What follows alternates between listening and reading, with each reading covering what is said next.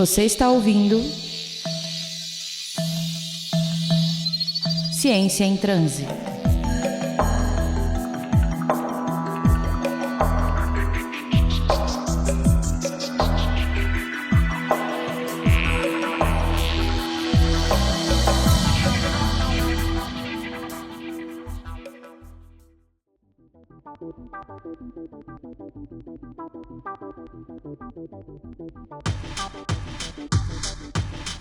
Salve, salve pessoal, eu sou o Nathan Fernandes, sou jornalista e sou editor aqui do CP e esse é o Ciência em Transe, o podcast do portal Ciência Psicodélica, onde a gente explora o fascinante mundo dos psicodélicos. Se você ainda não conhece o CP, considere conhecer a gente lá nas redes. Vai lá no @psicodélicaciência no Instagram ou acesse o nosso site cienciapsicodélica.com, que tem muita informação e é preparada com muito carinho e amor científico aqui pela nossa equipe. E, claro, né, se você quiser apoiar financeiramente o nosso projeto, é só você mandar um Pix. A gente recebe lá pelo livepix.gg/ciência psicodélica. Lá você pode fazer uma doação a partir de R$1 e deixar uma mensagem para a equipe, se você quiser também. Bom, e agora, antes da gente começar a falar sobre o nosso tema de hoje, que é transtornos mentais nos estudos de psicodélicos, né, que é um tema bastante grande aí, né, dentro dessa área, eu queria pedir para os nossos amigos aqui se apresentarem para vocês saberem quem são as pessoas por trás dessas belas vozes que vocês vão ouvir aqui nos próximos minutos. E aí, tudo certo? Tô empolgado aí pro papo. Oi, Nathan, tudo bem? Oi, pessoal. É isso aí, vamos que vamos. Acho que o papo de hoje vai render bastante. Salve, pessoal. Tudo em paz. Vamos que vamos. Mais um Ciência em Transe, de um tema que acho que é um dos mais discutidos aí, né? Dentro dos psicodélicos. Verdade. Bom, só lembrando, Bruno Depou, nosso produtor audiovisual aqui, Joyce Cruz, que trabalha com a gente fazendo as copies aí, trabalha nas redes sociais, biomédica, e o Lucas Maica, nosso psicofarmacologista, também está aqui ajudando a gente nos conteúdos e tal. Bom, como eu falei, né, o nosso tema de hoje é transtornos mentais no estudo de psicodélicos, como o Lucas falou, é um dos temas aí mais discutidos, né? Inclusive, a gente tem visto muitas matérias, reportagens que saem aí sobre o tema, né? Tem saído cada vez mais, inclusive a gente colabora com isso, né?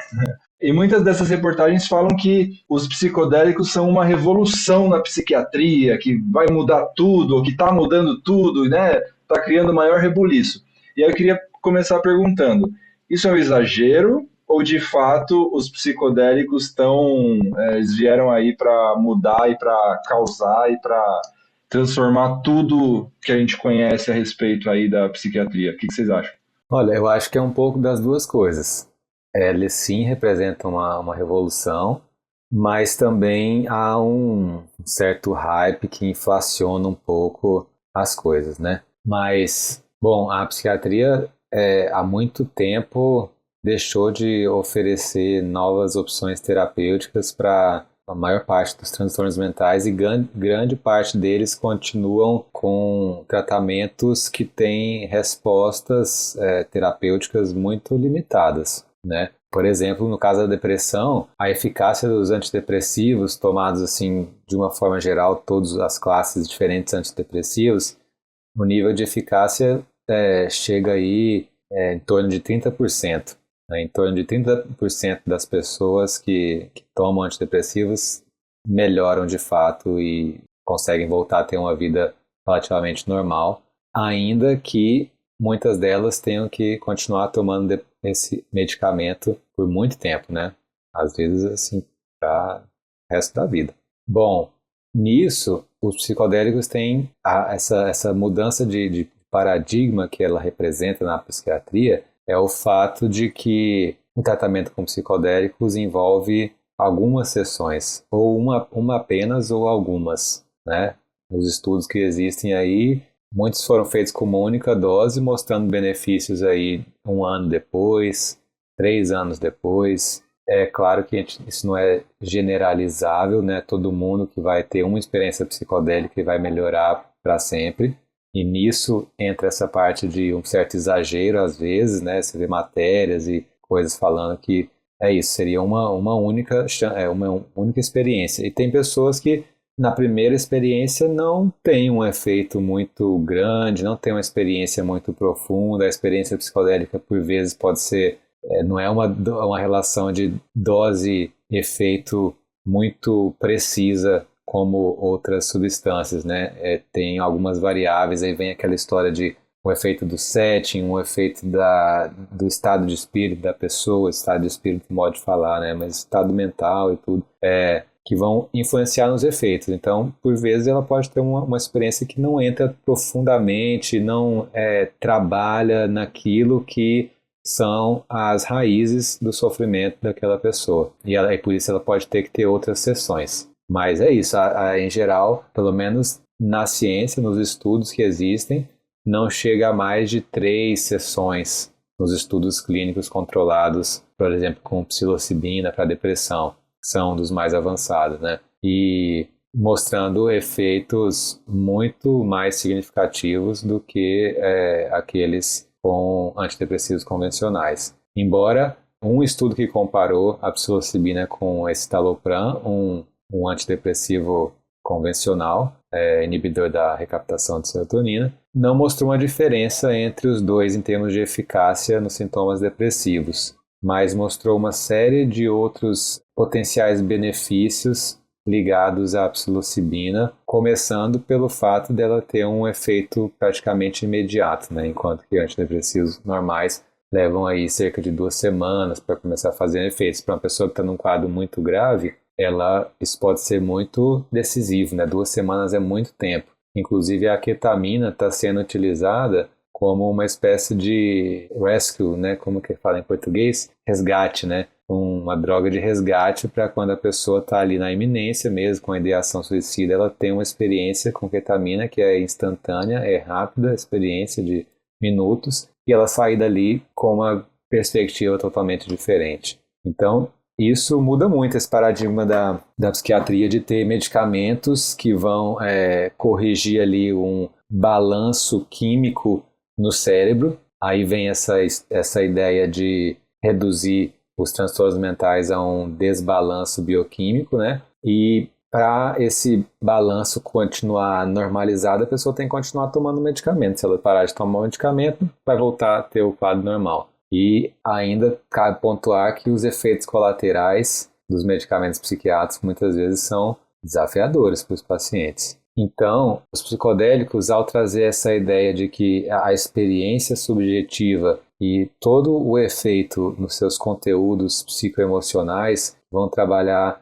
até traumas há muito tempo reprimidos e potencialmente trazer uma cura efetivamente para esses processos psicológicos, é uma revolução. Essa é a revolução que se fala, né? É de fato a possibilidade de curar um transtorno mental, enquanto que com os medicamentos psiquiátricos de forma geral, né, tem gente que melhora, faz um tratamento ali de 3 meses, melhora muito, muda a vida e para de tomar um remédio, massa. Então assim, psicodélicos não são uma panaceia, a máxima, né?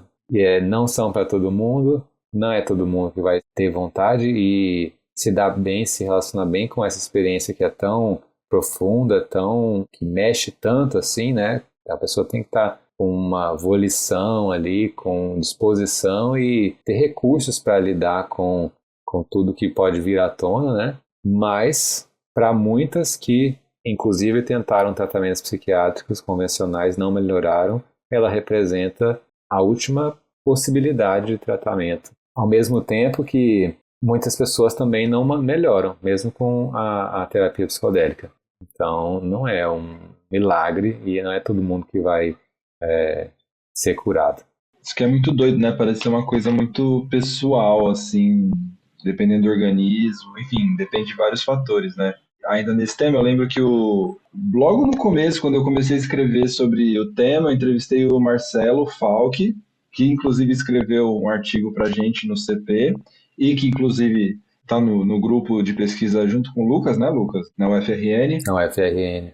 Pesquisando DMT. Ele falou uma coisa que sempre lembro, assim, que a última grande novidade na psiquiatria foi o Prozac na década de 80, né? Depois disso, tudo foi só variação da mesma coisa, né? Então os psicodélicos também entram nessa questão aí como essa novidade, uma novidade meio nostálgica, né? Porque a gente sabe que na década de 40 já era pesquisado, na década de 50 até ser interrompido os estudos, e aí retornando agora, né?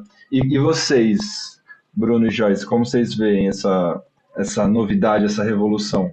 Eu tenho algumas questões com essa palavra de revolução associada a essa onda de pesquisas com psicodélicos, mas eu vejo que realmente é algo muito potente que chegou mudando muitas coisas básicas, né? Como o Lucas comentou também. E uma delas, que eu acho bastante emblemática, é essa visão totalmente diferente que os psicodélicos trazem de que a substância, né, no caso dos medicamentos tradicionais, já alopáticos utilizados, você vai tomar uma substância na sua casa, sozinho, sem nenhum tipo de acompanhamento durante os efeitos daquela substância, e não tem uma abordagem, geralmente, né, quando o psiquiatra passa a medicação, não tem uma abordagem para trabalhar esses conteúdos que surgem diariamente e que afloram pelos efeitos dessa substância. Que quando se pensa em psicodélicos numa abordagem terapêutica, já é um dos enfoques que a gente tem percebido através das pesquisas que é pilar dos efeitos potencialmente terapêuticos. Seriam, então, as sessões de preparação, né, para a pessoa entender como que essa substância vai agir, o que esperar, o que pode vir à tona. Depois as sessões, né, durante os efeitos da substância psicodélica que são acompanhados pelo profissional, então isso é algo muito diferente do que se vê nas medicações alopáticas. E aí um terceiro encontro, né, de um momento de integração desses conteúdos aflorados durante a experiência com psicodélicos. As pesquisas nem todas seguem o mesmo cronograma, mas isso muda a forma como a gente pensa no tipo de efeito que está sendo produzido ali, né? Então, os psicodélicos, eles trazem esse olhar muito para os efeitos subjetivos e não só farmacológicos, de esperar que uma substância química vá produzir um efeito terapêutico na sua forma de ver o mundo, de se ver nesse mundo, de existir nesse mundo, né? E os psicodélicos, eles trazem já para um lado de trabalhar conteúdos mentais, que podem ser visuais, que podem ser táteis, que podem ser emocionais, que podem ser místicas, e trabalhar isso com o seu dia a dia, com as suas vivências. Isso é uma coisa bastante interessante. E eu acho que isso é um ponto-chave, poderia ser um ponto-chave para a gente pensar como a gente pensa os processos de saúde e adoecimento, porque isso sai de uma coisa que é somente uma medicação que vai tratar um desbalanço químico no cérebro para uma experiência que ela não é só de tratamento de um sintoma doentio, patológico, mas também de um bem-estar, de uma experiência que muda outros âmbitos, né? Que trabalha com outras áreas da vida dessa pessoa, né? Que vê ela como um indivíduo integrado, mente e corpo. Muitas dessas substâncias, elas trazem percepções que muitas vezes trazem associações com o corpo dessa pessoa, né? Que muitas vezes pode ter uma percepção totalmente dissociada da realidade que vive, né? Ainda mais nesses momentos que a gente vive, onde tudo acontece tudo muito rápido e você não consegue entender o que está vivenciando, né? A gente vai ver pessoas com crises de ansiedade que não sabem o porquê desses gatilhos, não conseguem perceber o que faz com que o seu corpo tenha uma reação daquela e não entende como isso pode estar conectado de alguma forma com conteúdos mentais, com processos emocionais. Então, é uma outra forma de ver esses processos de adoecimento e de bem-estar, de cura, de tratamento, né? E isso está muito ligado com de onde que vem, né, esses usos. Então, muitos dos psicodélicos, eles têm um uso tradicional indígena, né, ou de populações de povos originários. Então, são outras formas de ver o ser humano, são outras formas de ver o que adoece e o que traz a cura também. E eu acho que isso pode sim ser visto como muito revolucionário, apesar de não gostar muito dessa palavra em específico. E é importante lembrar, como você falou, revolucionário para o Ocidente, né? Porque se for para outros, né, outros modelos de pensamento, é isso, já é uma coisa sendo usada há milênios, e não necessariamente para transtornos mentais, porque nem tem esse conceito, né? Mas, e aí não deixa de ser interessante a gente estar, né, usando esse conhecimento para tratar de doenças fabricadas, feitas no nosso contexto, né? E como é importante a gente, enfim, reconhecer de onde vem esse conhecimento também, né? E, Bruno, como você vê? Você tem alguma coisa para acrescentar? Eu sinto que esse lance de ser revolução, né, de mudar muito o paradigma da psiquiatria vai depender muito da própria psiquiatria também, de quanto que eles vão estar abertos a aceitar o que pode vir dessa nova abordagem terapêutica com psicodélicos, né? Porque pode acabar rolando de tentar uma adaptação no modelo clínico que já existe, assim. Eu sei que é difícil, os psicodélicos funcionam de um jeito muito diferente do que os antidepressivos tradicionais, mas eu sinto, assim, uma força, às vezes, de tentar deixar mais ali do padrão que eles já conhecem, né? Às vezes até nesse lance aí, nessa discussão que tem de psicodélico sem os efeitos subjetivos e tudo mais. Então, eu sinto que tem potencial para realmente mudar o paradigma, assim, né? Da psiquiatria realmente dar de frente ali com conhecimento de um lugar diferente do que o Ocidente está acostumado ali, né? Mas eu acho que é uma coisa que não depende só do potencial farmacológico dos psicodélicos, sabe? Tipo assim, talvez por esse sentido pelas substâncias por si só e da forma que a gente conhece elas, pode ser que seja uma...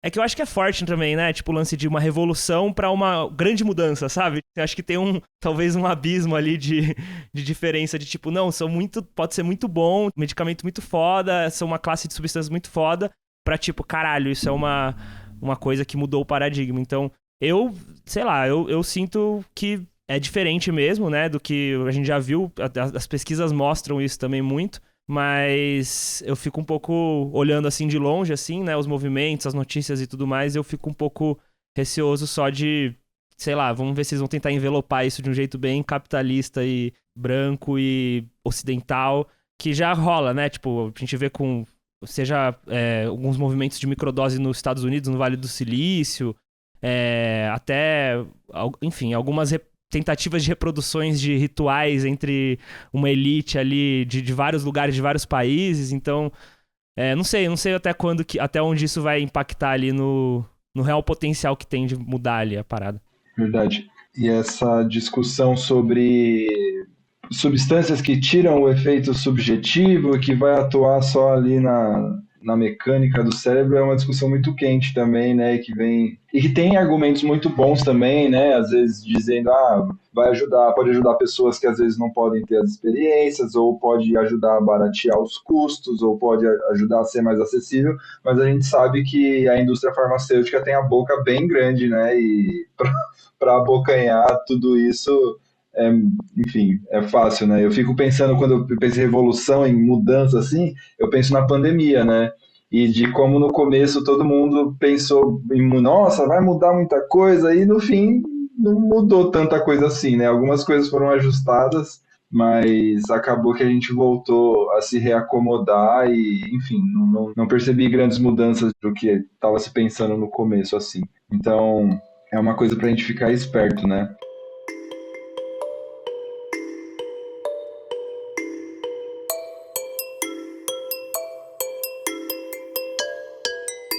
Eu queria saber, na visão de vocês também, se vocês veem, se vocês percebem uma aceitação maior entre as pessoas da área da saúde, entre as pessoas que vão receitar isso, ou que vão trabalhar com isso, ou que lidam com os pacientes, porque a gente está numa bolha, né, de pessoas que são favoráveis aos psicodélicos, que estudam os psicodélicos, que entendem e que pesquisam, mas eu não sei, vocês têm contato com pessoas de fora, assim, dessa bolha? Como é que vocês veem pessoas que não estão tão ligadas assim, como que elas percebem isso? Vocês acham que tá furando a bolha e sendo bem aceito ou ainda tem muito preconceito em relação às pessoas da área da saúde, assim?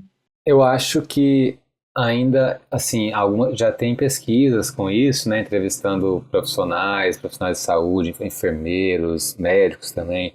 E é claro que é um processo gradual, né? Para a gente que está mais inserido no tema, é algo que já está super presente, enquanto que para muitos ainda é algo assim, ouvi falar, quando ouviu, né? Mas muitos já ouviram falar, assim, já é algo que não é tão uma novidade mais, não é tão impactante, assim, muitos já ouviram falar, só que para aí, tipo, já ouvi falar que está tendo estudo, né, mas ainda é uma realidade que a pessoa não coloca como, de fato, algo que está chegando para transformar os tratamentos psiquiátricos, para ser uma nova opção terapêutica efetivamente. Fica muito numa ideia assim de estudos tal, mas quando que isso vai se tornar realidade, não se sabe, e nem se vai, enquanto para a gente já é uma realidade, né? É mais agora como inserir isso no sistema de saúde do que se vai ser inserido. E quando pesquisas que foram feitas com profissionais de saúde, perguntando a eles e elas quais eram as principais dúvidas que essas pessoas tinham a respeito do tratamento, muitas vezes são dúvidas bastante básicas no sentido de quem já está estudando isso. Dúvidas do tipo, quais são os riscos, quais são as contraindicações, quantas vezes as pessoas têm que fazer o tratamento, sabe? Então, quer dizer, embora já seja mais popular, a forma, o contexto, a logística mesmo, a estrutura da terapia psicodélica ainda é muito pouco conhecida entre os profissionais de saúde e entre os possíveis beneficiados, chamar de pacientes, falando em casos de uso terapêutico mesmo, né? Para pessoas com transtornos mentais. Eu acho que tem um movimento, assim, de se falar mais sobre esse assunto ultimamente e tá chegando em alguns espaços, né? As pessoas já ouvem falar mais sobre psicodélicos por essa abordagem terapêutica. Tanto que a gente que está ali mais envolvido, né, trabalhando nesse campo, atendendo ou pesquisando, a gente já percebe movimentos de psicólogos, por exemplo, procurando grupos de estudo ou procurando eventos, palestras para saber sobre o tema. Às vezes eles contam então que chega essa demanda, às vezes a pessoa utiliza algum psicodélico e quer levar isso para terapia, então as pessoas já estão levando essas demandas para os consultórios. E alguns profissionais estão começando a se interessar, pelo menos a tentar entender do que se trata, né?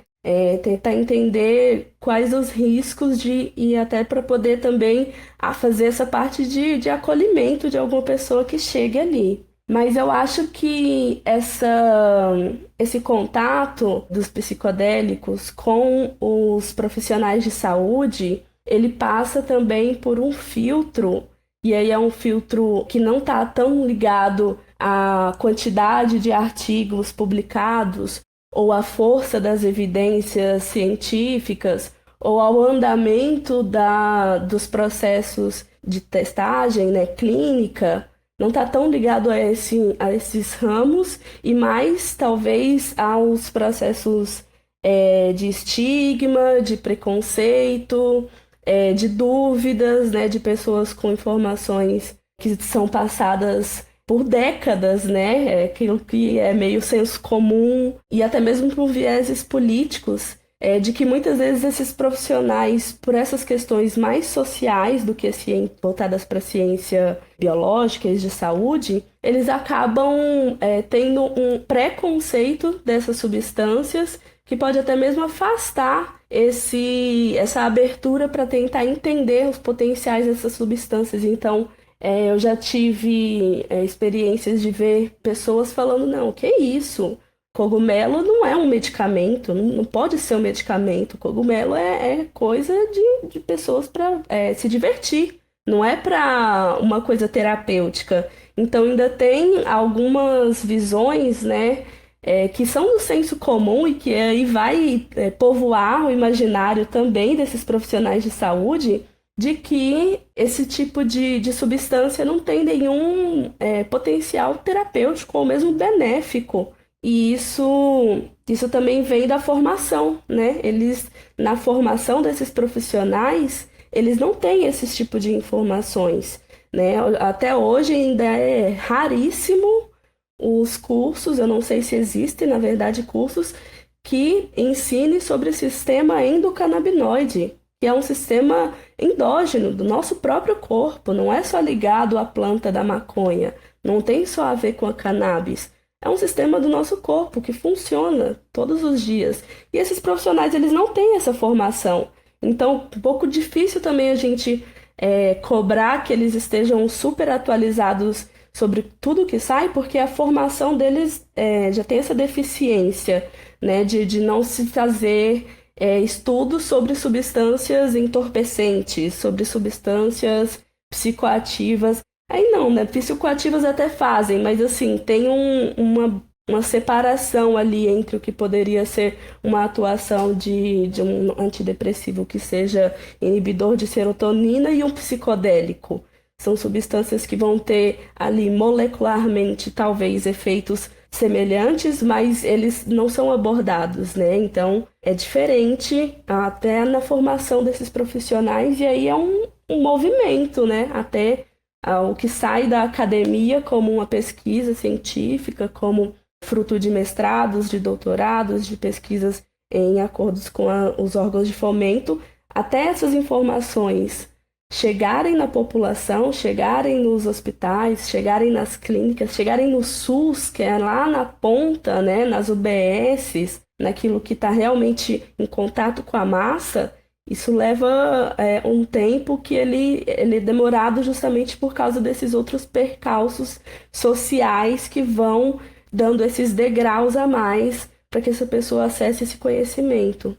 E eu lembro do Dr. Bruno Rasmussen, né, que ele trabalha com ibogaína, tratamento para dependência, e eu estava vendo um podcast com ele agora, essa semana, e ele falou uma coisa muito interessante sobre dessa questão dos profissionais, né, de medicina especificamente. Ele é médico, né? E aí ele falando, os médicos, eles acabam se acostumando muito nessa fragmentação, né? Você trata uma pessoa e às vezes você está no plantão, você trata 15 pessoas diferentes em uma hora e aí você dá um remédio e a pessoa já vai, e você não tem o acompanhamento da pessoa. E aí ele falando que com a ibogaína ele tem uma outra percepção, porque ele de fato acompanha as pessoas e ele vê a melhora das pessoas, né? As pessoas que vão procurar ele, pelo menos pessoas que às vezes era a última oportunidade que elas tinham para melhorar, já passaram por 15 internações e aí depois desse tratamento ele consegue ver a pessoa melhorando, que foi no fundo para isso que as pessoas, para isso que ele fez medicina, e imagino que para isso que todas as pessoas que fazem medicina também é para isso, né? Para ver a melhora das pessoas, né? Para ver a saúde ali, né? E eu acho que os tratamentos, né, com psicodélicos, eles acabam propiciando isso também, né? Essa visão, enfim, mais complementar aí, né? Mais integral de como as pessoas, enfim, melhoram, né? De várias questões.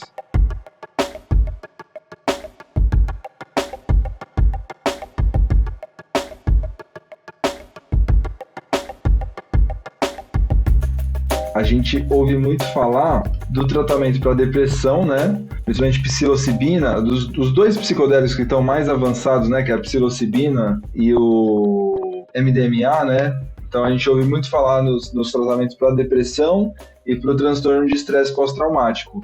Mas eu queria que, se fosse possível, vocês falassem de outras questões também que os psicodélicos estão sendo trabalhados aí com os psicodélicos. O que vocês ouvem em relação às pesquisas aí que estão sendo feitas também? Então, recentemente, uma molécula semelhante ao LSD foi aprovada como terapia inovadora, né, Breakthrough Therapy, para tratamento de ansiedade generalizada, que foi a mesma, essa designação de terapia inovadora é uma designação que é conferida pelo FDA, o órgão de regulação de alimentos e medicamentos nos Estados Unidos, seria um equivalente da Anvisa no Brasil, né?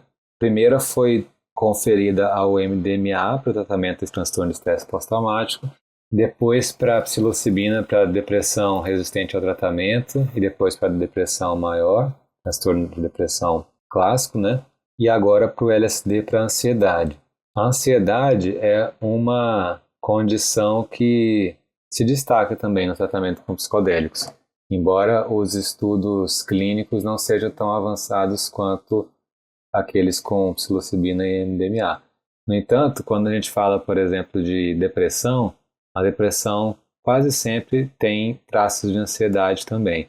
E a maior parte dos estudos que fizeram tratamento com psilocibina, com MDMA, aí tem estudos com ayahuasca, tem estudos com outras substâncias que também avaliaram, usaram questionários que não eram a medida principal, mas eram ali medidas secundárias, avaliando ansiedade e verificaram também efeitos terapêuticos. Por exemplo, existem uma série de estudos utilizando antigamente, antes da proibição, LSD e depois, a mais recente agora, a psilocibina. Tem estudos com MDMA com pessoas com doenças graves, doenças que ameaçam a vida, como principalmente câncer, no caso desses estudos, para o tratamento da ansiedade e da depressão relacionada a essa condição existencial ameaçada. Nesses casos, essas duas medidas, elas são equivalentes em termos de os dois desfechos são desfechos importantes, primários, e verificado benefícios também. Então, além da ansiedade, o que tem chegado aí, a ansiedade, transtorno de estresse pós-traumático, a depressão, existem estudos mais preliminares, bem mais preliminares, com outros transtornos mentais, né? Tem aparecido estudos com transtornos alimentares, tem estudos com ayahuasca, estudos com psilocibina. Acho que a gente sempre acaba deixando de escanteio a cetamina, né? A gente quase nunca fala dela, mas que também é usada, como você falou no começo, para ideação suicida, né? Que é muito importante. Acho que isso já é bem estabelecido, assim, inclusive no Brasil já se faz. Às vezes a pessoa precisa de uma resposta muito rápida, né? Senão ela pode, né, tentar alguma coisa ali. E com a cetamina, em uma sessão, cerca de 40 minutos, ela já consegue sair desse quadro de ideação suicida. Então, tem ajudado a salvar algumas vidas também, né? Sim, outras condições que eu esqueci, que lembrei agora, são muito importantes e uma das mais estudadas é o transtorno por uso de substâncias, ou uso problemático de drogas ou dependência de drogas, que não é um único transtorno, né? Ele é enquadrado dentro desse diagnóstico geral, mas cada tipo de dependência é um tipo, né? Inclusive dependências não de substâncias, mas de outros hábitos, de práticas, comportamentos, né? Esses dias eu vi um estudo recente aí que saiu discutindo o potencial, é mais teórico, ainda não tem estudo clínico, mas para pessoas com dependência de jogo. Mas o que está sendo mais estudado, assim, tem estudos com psilocibina para o alcoolismo, com MDMA para o alcoolismo, questão dos opioides também, tem alguns estudos preliminares. E aí eu puxo o gancho também, que é uma coisa que está chegando forte, é o potencial para o controle da dor, potencial de psicodélicos com controle da dor, às vezes dores que já não respondem a tratamentos com analgésicos convencionais ou analgésicos opioides. Isso também está ligado a um efeito anti-inflamatório, que em estudos moleculares, celulares e pré-clínicos em animais de laboratório já tem um corpo interessante mostrando mecanismos de redução de inflamação ligado a psicodélicos variados. Aliás, você falou de dependência de jogos, e aí lembrando de dependências não químicas, o Dr. Bruno Rasmussen falou também que ele já recebeu pacientes de dependentes em compras, pessoas compulsivas por compras também. E aí, como, né, a acetamina tem essa capacidade de reorganizar o cérebro, acetamina não, ibogaína, né? Capacidade de reorganizar o cérebro, a pessoa consegue se livrar aí dessa compulsão. Mas é claro que também envolve, não é só dar a substância, né? Passa por toda a questão da terapia e de entender de onde vem essa compulsão, que aí eu acho que é onde os psicodélicos se diferenciam dos tratamentos convencionais, né? E do porquê não faria muito sentido só dar a substância sem ter esse outro acompanhamento, né? Mais terapêutico, assim. Exato, exato. E só para finalizar, eu acho que também dentro dessa seara assim, de potenciais que estão crescendo em termos de estudos, tem tido muito investimento, inclusive de financiamento mesmo, né, de estudos na área para um potencial de neuroproteção, neuroregeneração, neurogênese para o uso em condições neurodegenerativas, né? Então a gente pode pegar aí exemplos de doença de Alzheimer, doença de Parkinson, esclerose múltipla, uma série de condições que envolvem neurodegeneração e que os psicodélicos poderiam, através desses efeitos já comprovados em estudos celulares, estudos animais, de aumentar a proliferação de neurônios e espinhas dendríticas, né? O crescimento de neurônios, conexões sinápticas, novas sinapses, né? Sinaptogênese, e também tem coisas mais preliminares ainda no campo de células gliais, também aumentar o crescimento de células gliais. Isso aí é muito promissor, porque esses tipos de condições, elas praticamente não têm tratamento. Tem tratamento, mas é mais para diminuir a evolução da doença ou combater os sintomas.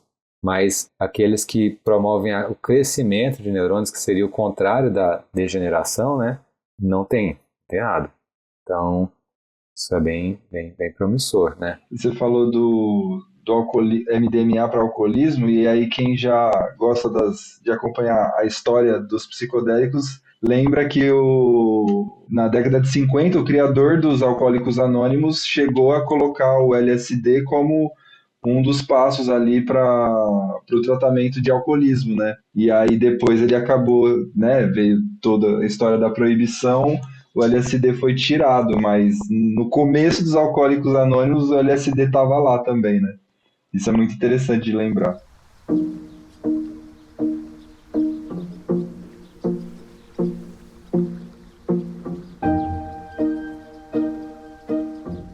Bom, tem uma outra questão também que é muito interessante, que o Lucas escreveu, inclusive, um artigo sobre isso no site, né? Falando de alguns problemas em relação às pesquisas que a gente tem, né?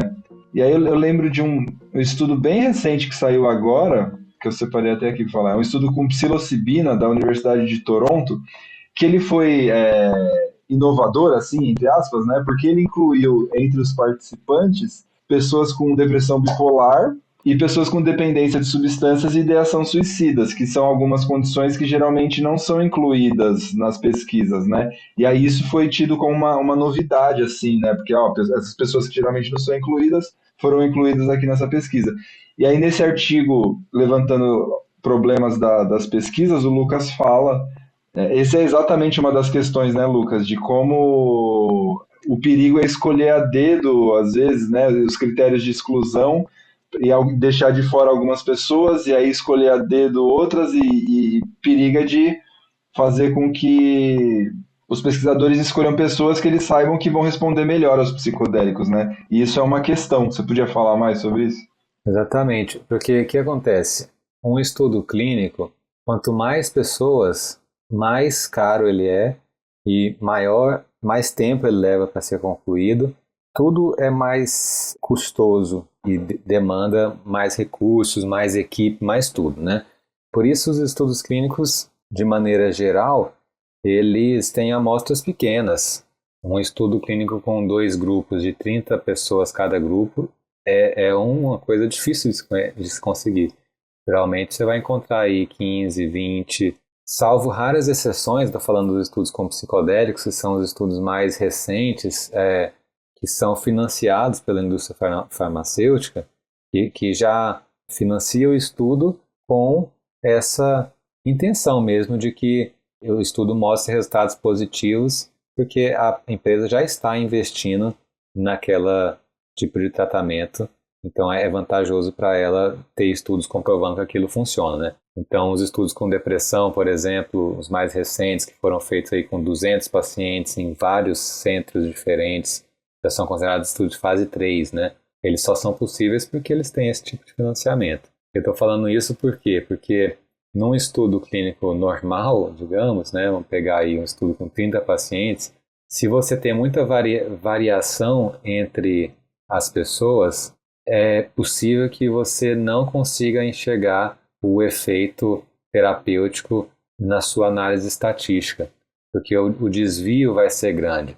Ou seja, se eu tenho depressão e, digamos assim, tenho apenas depressão, o que é difícil, porque muitas vezes a depressão vem acompanhada de outras comorbidades, como eu falei, ansiedade, é muito comum também transtornos de personalidade associados à depressão. Tanto é que, fazer um parênteses aqui, né, no estudo com ayahuasca para depressão feito aqui em Natal na UFRN, equipe do professor Draulio e Fernanda Palhano, cerca de 70% dos pacientes tinham algum transtorno de personalidade como comorbidade. No caso deles, eles decidiram incluir essas pessoas no estudo, mas, de forma geral, a maior parte dos estudos não inclui, elas excluem pessoas com outras comorbidades que sejam relevantes, que sejam num grau relevante.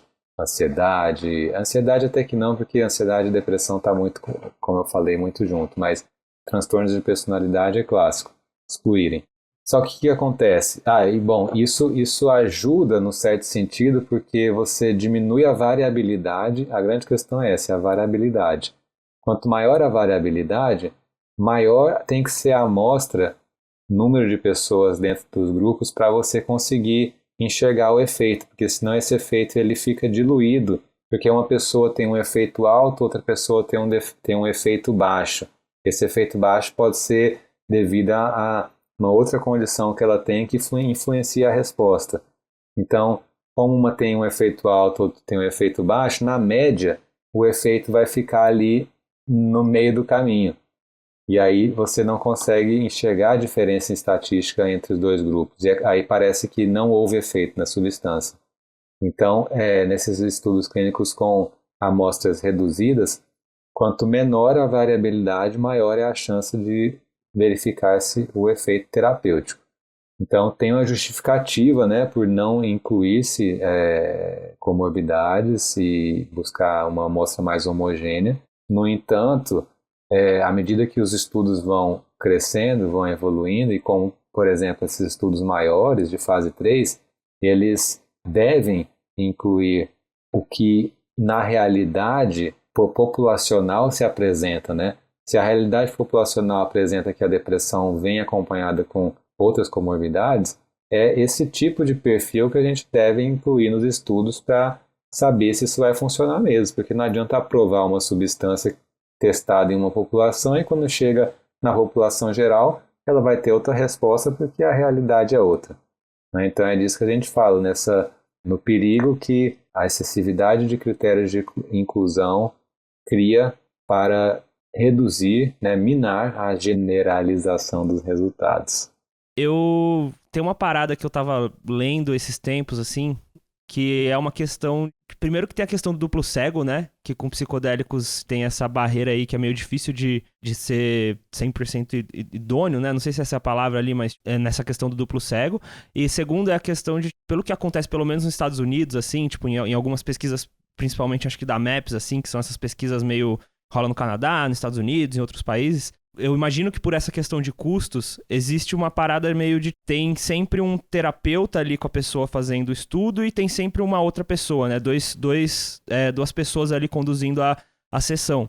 E muitas dessas pesquisas, só uma dessas pessoas precisa ser um profissional com certificação de terapeuta, né? A outra, ela não necessariamente precisa dessa licença, por exemplo. só isso, assim, eu já acho que, e eu imagino que isso seja para reduzir custos, não sei, mas só isso para mim já também me dá uma certa insegurança, assim, de tipo, como que essa sessão, ela, sei lá, vai acontecer da forma que ela deve acontecer. Já rolou muita treta nos Estados Unidos por conta disso, inclusive, caso de abuso de paciente por causa dessas pessoas que estavam ali fazendo a sessão com esses pacientes. E aí esse material de gravação, ele não foi devidamente, enfim, checado, né, e averiguado. Então, tipo, eu sinto que existe parece tão diferente a abordagem terapêutica com psicodélicos que existem muitos pormenores ali que a gente ainda não sabe como tratar, eu imagino, nem em contexto de estudo, de pesquisa, assim, tipo, uma outra questão, por exemplo, é o que eles chamam lá, eu não sei qual que seria a tradução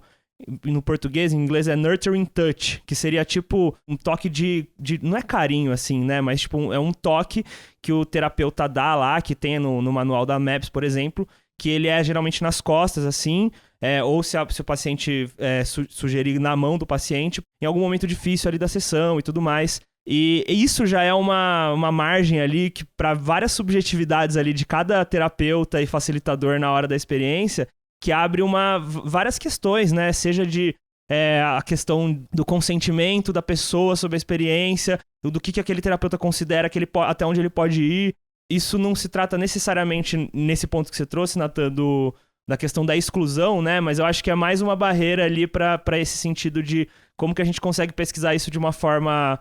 Porque eu sinto isso da ciência psicodélica, né? As pessoas querem fazer tudo de um jeito, pelo menos as pessoas que eu tive o prazer de conhecer, né? A Joyce e o Lucas aí são duas dessas pessoas. Elas querem fazer as coisas sempre de um jeito muito correto, assim, né? Uma coisa que seja muito correta, porque elas já estão tratando de um tema que ele já tem um estigma em cima dele, né? Então tudo precisa ser muito certinho.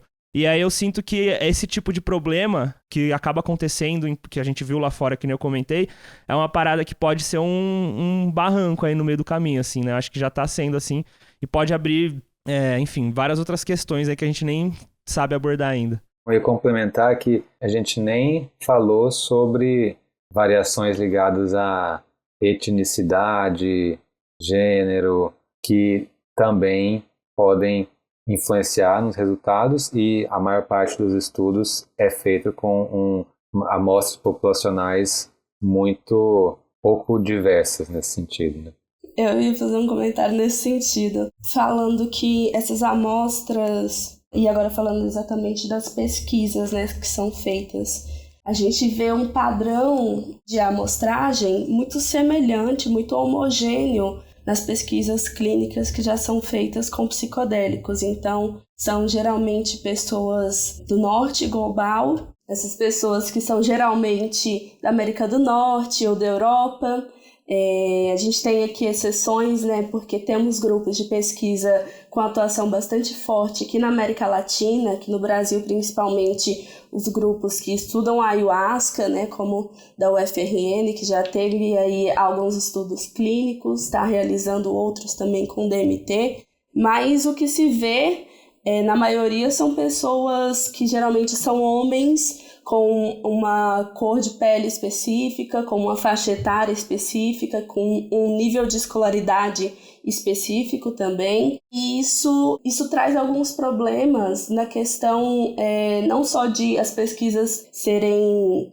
traz lados positivos por ser uma amostra homogênea, então a gente imagina que não vai ter tanta variação dentro daquela amostra, mas isso também pode limitar a pesquisa e os resultados que essas pesquisas trazem, porque isso quer dizer que o que está sendo estudado é a resposta de efeito antidepressivo ou a resposta de efeito ansiolítico ou de qualquer outro tipo de efeito naquela população. E a gente já sabe que isso pode ter diferenças para outras populações. A gente tem marcadores biológicos, né? A gente tem condições ambientais específicas de uma região do país ou de algum país específico que vão influenciar em como essas pessoas reagem às substâncias. Então, isso não está sendo avaliado. Ou mesmo as questões de gênero, né? Então, geralmente, tem pouco material sobre pessoas do sexo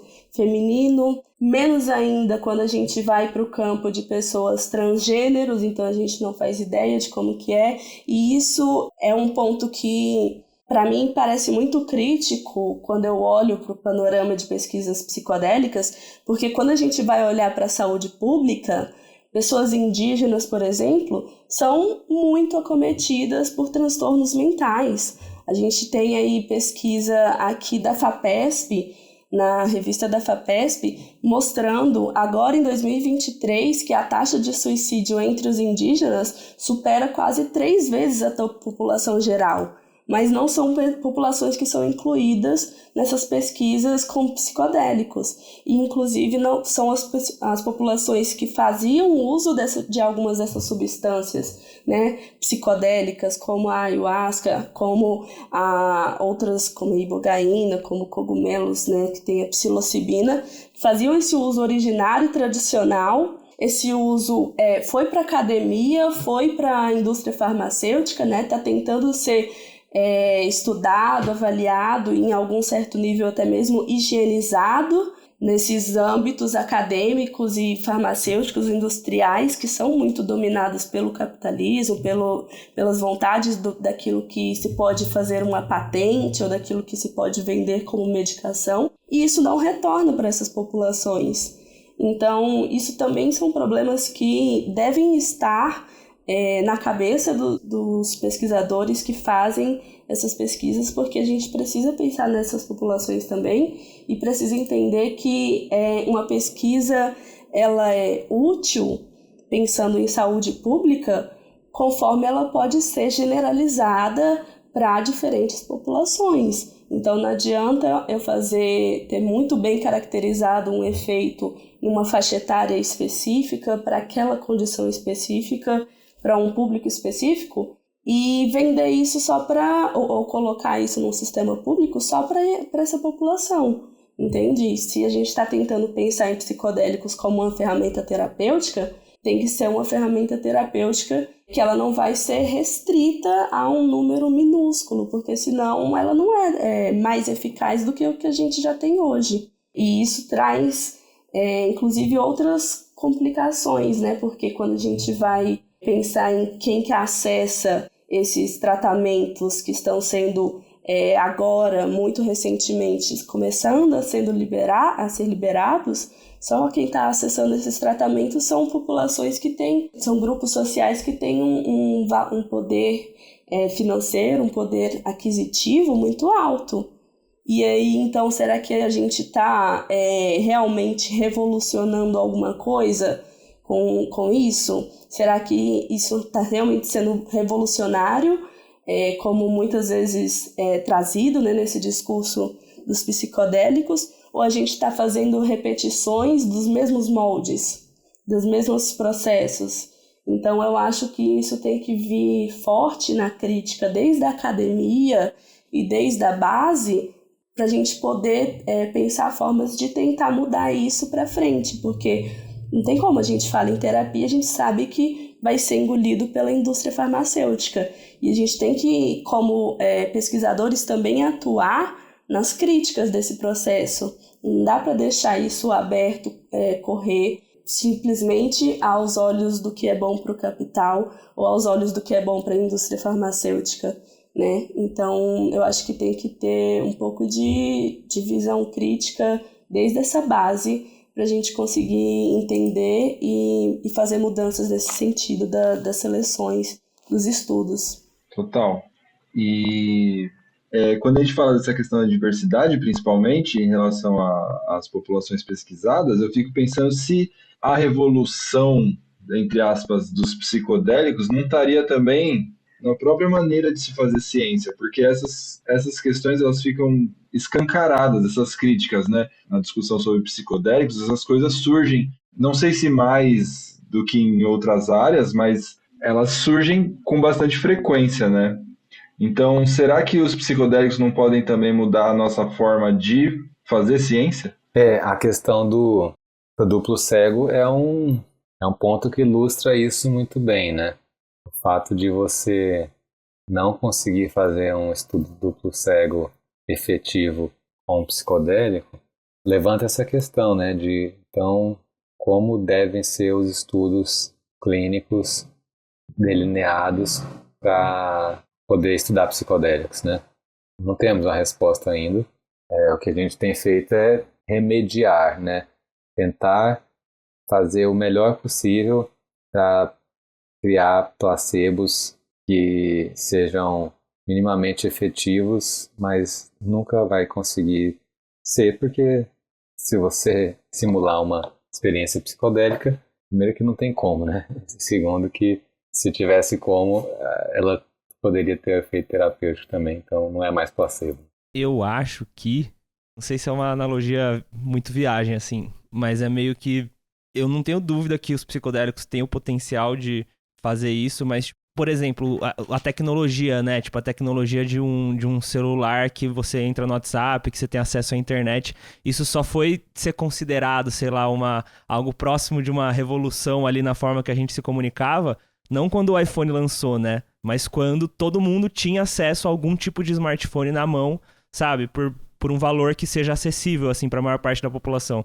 Então não foi ali em 2000 e bolinha lá que anunciou Steve Jobs e tudo mais. Então os psicodélicos só vão de fato poder ser uma revolução, assim, sei lá, por exemplo, no Brasil, quando a gente tiver um acesso no SUS a tratamentos com psicodélicos, por exemplo. Senão vai ser tipo uma novidade de gente rica, uma novidade que funciona, que é da hora, mas é tipo um hobby, não hobby, né? A gente falando no contexto de clínico, de terapia, é uma coisa ali, um benefício ali, de um privilégio ali de ser rico, ou de ter acesso, né? De ter algum tipo de acesso ali que poucas pessoas têm, assim. Acho que vai depender disso, assim. Que nem muita coisa, deve ter muita brisa tecnológica aí, muita coisa doida aí, que se fosse acessível pra todo mundo, ia ser assim, tipo assim, caralho, nossa, mudou o paradigma. Mas não é, né? Então vai depender aí. Eu acho que um outro pontapé, assim, na verdade eu acho que é uma cutucada na costela, que aí um método científico tá levando aí com as pesquisas com psicodélicos, é que ele traz essa percepção de que o efeito farmacológico e o efeito subjetivo, eles não estão assim tão isolados um do outro, não são coisas tão longe, tão distantes, e os psicodélicos, eles remexem muito essa ferida de que não é só uma coisa unicamente molecular. Inclusive, tá fazendo esse rebuliço, né, das pessoas tentarem separar isso, tentar tirar os efeitos subjetivos, tentar dar doses menores, que é os casos das microdosagens, tirar os efeitos propriamente ditos psicodélicos, para tentar mesmo assim resgatar os efeitos terapêuticos. Eu acho que isso é essa cutucada na ferida que o método científico ele também está envolvido aí, quebrando cabeça, que é onde a gente começa a ver ciência sendo feita sobre temas como efeitos místicos. E isso chegando muito mais, com mais força na academia. Eu acho que isso também é uma coisa interessante que vem mudando. Muito bom, muito engrandecedor, como sempre, conversar com vocês. Tem mais alguma coisa que vocês gostariam de acrescentar antes da gente encerrar? Voltando um pouco sobre aquele tópico de, à medida que os estudos vão avançando, a gente tem que também ir pensando como melhorar esses estudos, né? Outro tópico importante diz respeito à qualidade do suporte terapêutico que é oferecida dentro dos estudos. Isso traz implicações também para como a gente vai pensar nesse suporte terapêutico na terapia psicodélica como um todo, não apenas como pesquisa, né? Porque sabe-se que o suporte psicológico, a psicoterapia é importante por tudo isso que a gente já falou aqui hoje também, desde a preparação até a integração, isso já é um consenso. No entanto, nas pesquisas, isso varia muito. Tem pesquisas, por exemplo, as pesquisas com o MDMA, nesse modelo que foi um modelo instituído pela MAPS e tem sido seguido em todos os estudos com transtorno de estresse pós-traumático, e daí outros estudos em outros lugares e outras condições e substâncias também passaram a usar. que é o modelo clássico da PAP, né? A psicoterapia assistida por psicodélicos. Que tem aí um número de sessões de psicoterapia e horas de psicoterapia grande. Seria o maior dentre esses diferentes tipos de estudos. A partir disso, outros estudos foram reduzindo esse modelo, de fazer menos sessões, fazer sessões mais curtas, menos sessões de preparação, menos sessões de integração, até o outro extremo, que é não fazer nada. O que é bem raro hoje em dia, mas ainda encontra-se. Tem estudo aí de 2021 com ketamina sem nenhum tipo de suporte psicológico. E no meio termo estão aí os estudos que fazem o básico. Uma sessão de preparação, uma sessão de integração, é apenas isso. O que acontece? O papel da psicoterapia nos efeitos terapêuticos, sem dúvida nenhuma, é crucial. Agora, o quanto que do efeito terapêutico é feito da experiência e da substância e o quanto que é potencializado pela psicoterapia, isso a gente não sabe, praticamente nada. Não existem estudos que compararam grupo com psicoterapia, grupo sem psicoterapia, grupo com X quantidade de horas de psicoterapia com grupo com Y quantidades. Isso é toda uma avenida de pesquisa que nem começou ainda. E é super importante, porque à medida que isso tem variado muito entre os estudos, isso introduz mais um ponto de variabilidade que gera variabilidade também nos resultados. Então, à medida que esses estudos vão avançando, a gente precisa começar a pensar em estabelecer padronizações mesmo, para poder comparar os resultados com mais solidez, né, de uma forma mais coerente. Como que a gente compara um estudo que teve nada de psicoterapia com um estudo que teve muito? Não dá. E entender melhor esse papel de cada componente ali na terapia é super importante quando a gente leva isso para os sistemas de saúde, né? Quando a gente levar para o sistema de saúde é isso. Se a gente for usar um critério econômico, financeiro, melhor é ter menos sessões, porque você paga menos terapeutas e o custo é menor e é mais fácil implementar. Ok, mas se isso tiver um papel muito importante, quem sabe até mais importante do que apenas a experiência, é necessário, então, investir nisso. Então, a gente precisa ter evidência, realmente. Eu queria agradecer todo mundo que ouviu até aqui e a todos os presentes aqui nesse episódio. Se você não ouviu os outros episódios do Ciência em Transe, vai lá dar uma conferida no feed do podcast, porque tem muito conteúdo para você sobre psicodélicos. E não deixe de acessar o Ciência Psicodélica lá no nosso site, cienciapsicodélica.com.br, ou no Instagram, que é o @psicodélicaciência. Se você curtiu esse episódio, considere dar 5 estrelas, porque isso ajuda o nosso podcast a chegar em mais pessoas, né? E claro, só relembrando, né? Se você quiser apoiar o projeto financeiramente, é sempre bom, a gente sempre aceita aquele Pix que você pode dar no livepix.gg/ciência psicodélica. É isso, pessoal. Um grande abraço, um beijo e até a próxima.